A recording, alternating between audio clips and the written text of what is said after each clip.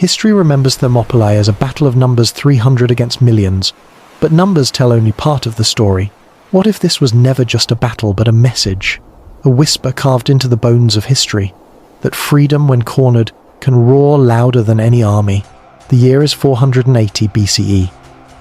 The Persian Empire stretches across half the known world, a tide of gold and iron led by King Xerxes, who believes himself a god, and yet, on the narrow pass between mountain and sea, in a land of stone and dust, a small Greek force waits. At their head stands a king with no illusions of victory, Leonidas of Sparta. His mission is not to win, it is to show the world how a free man dies. The Persian invasion was not sudden, it was the second wave. 10 years earlier, at Marathon, a handful of Athenian hoplites had humiliated Darius the Great. Xerxes, his son, vowed revenge not just on Athens, but on all of Greece. His army moved like a living continent, perhaps 2 million souls, though no one truly knew.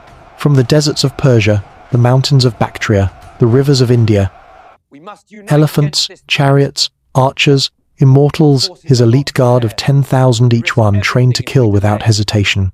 Greece, divided by rival city-states and old grudges, seemed doomed. But at the council in Corinth, a fragile alliance was formed, and one narrow pass was chosen to make their stand. Thermopylae, the hot gates, they called it, where boiling springs rose from the earth, and the cliffs left only a single road between mountain and sea. A place where numbers would mean nothing, a place where courage might be enough. The first morning dawned with mist rising from the Malian Gulf. The Spartans, armoured in bronze, their red cloaks snapping like banners of defiance, formed a wall of shields across the narrow pass. The Persian heralds demanded they lay down their arms. Leonidas's answer was calm, almost amused.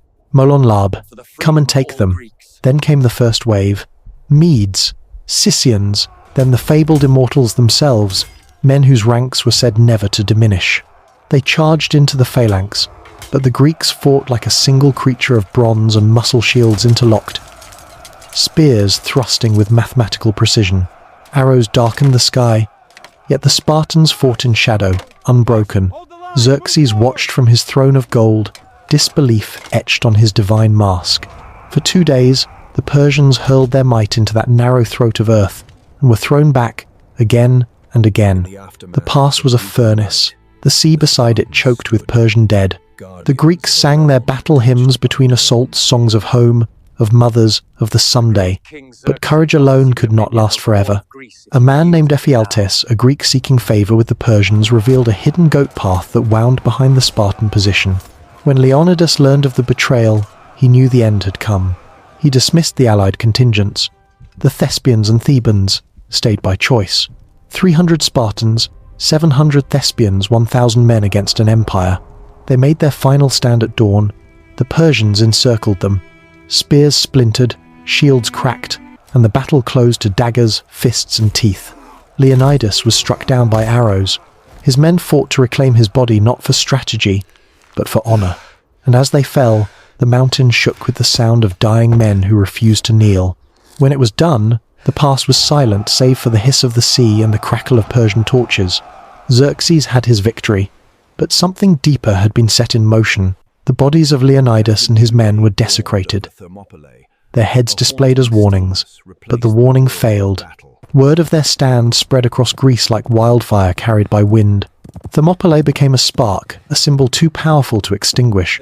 Within a year, that spark ignited the battles of Salamis and Plataea, where the Greeks shattered Xerxes' fleet and broke his armies for good. The empire that had reached for the world was forced to retreat. The tide receded, but the echo remained. Thermopylae was never about numbers. It was about defiance. A story told not in marble halls, but in whispers between generations. That freedom, once tasted, cannot be forgotten. The bones of those 300 still lie somewhere beneath the soil, mingled with salt and bronze, but their story walks with us in every moment where courage is asked of the few for the sake of the many. As the poet Simonides wrote, "Go tell the Spartans, stranger passing by, that here, obedient to their laws, we lie." Thermopylae was not the end of Greece. It was the beginning of an idea that men are not measured by how they live, but by what they will die to protect. And somewhere, even now, the mountains remember. The wind through the past still carries their answer to the empire. Come and take them.